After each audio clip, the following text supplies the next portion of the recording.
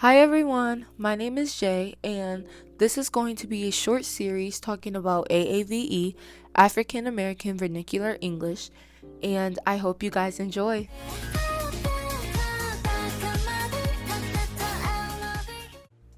To continue our journey talking about AAVE, we should first learn what is AAVE, where did it come from, and how did it develop. AAVE stands for African American Vernacular English. It used to be called Ebonics or Black English, but those terms are now considered as outdated. AAVE specifically refers to the speaking forms of English used by African Americans in casual day-to-day conversations.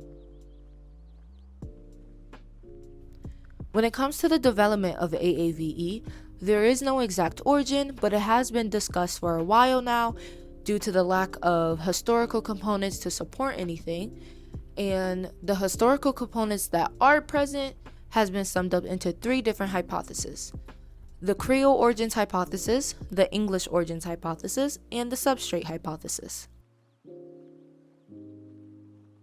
The Creole hypothesis suggests that AAVE could have been developed from a creolized language originally spoken by the enslaved Africans. For anyone who doesn't know, a Creole language develops from contact between two groups who doesn't know each other's languages, like the Africans and the Europeans. And going back to the hypothesis, they believe that this led to widespread Creole in the antebellum South, and then it went through a process of decreolization. A historical piece of evidence that really supports the Creole origins of the AAVE is Gula. Gula is a Creole language that was present on the South Carolina coast, where many enslaved Africans lived on plantations during then, and it's been hugely agreed upon that Creole was present during those times, and those could have transferred into AAVE. There's even certain similarities in between the two, like copula absence. Forms of the copula verb be are absent in second and third person contexts. He is nice versus he nice. And possessive s absence of the apostrophe s and words to show possession. My friend's house versus my friend house.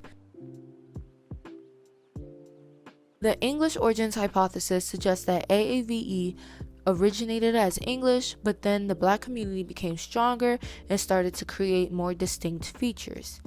And also that AAVE started to exhibit morphosyntactic features and patterns that also was similar to like European American varieties / countries.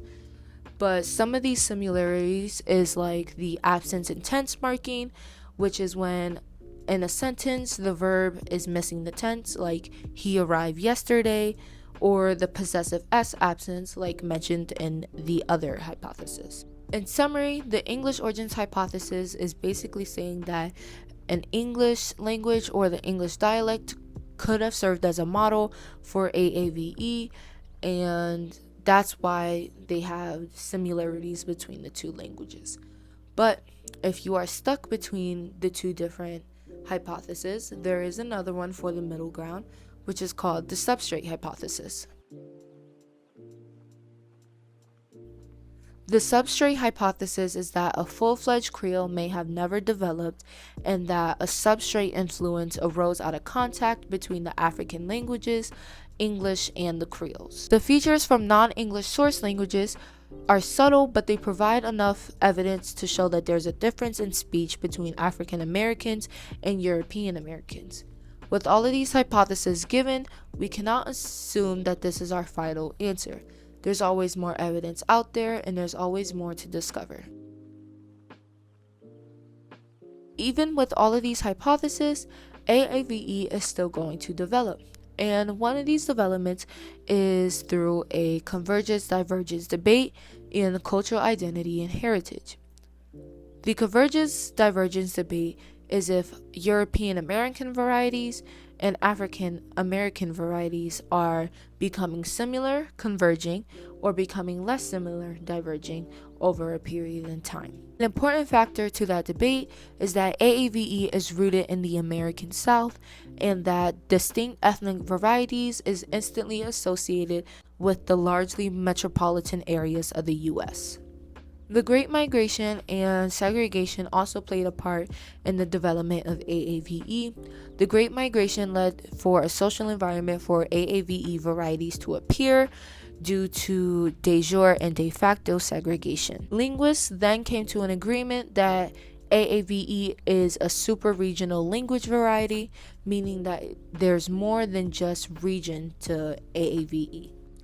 Along with these factors, cultural identity and heritage also continue the development of AAVE. As more people grow up and more generations are to come, AAVE is going to shift and change a little, and more people is going to keep AAVE going. They're going to keep talking about it with their families, their friends. It's going to be a close-knit thing, and it's going to keep going and keep fluctuating through different influences or new influences like social media. But in simpler words, AAVE is going to continue developing through the people. Thank you for watching my video today. Please like and share the video. Spreading awareness or learning a new thing will not hurt. But if you have any questions, please leave them in the comments. I'll leave my links in the description so you can read more on it, read where I got my sources from. But everyone have a good day or night. Thank you. Goodbye. Hey.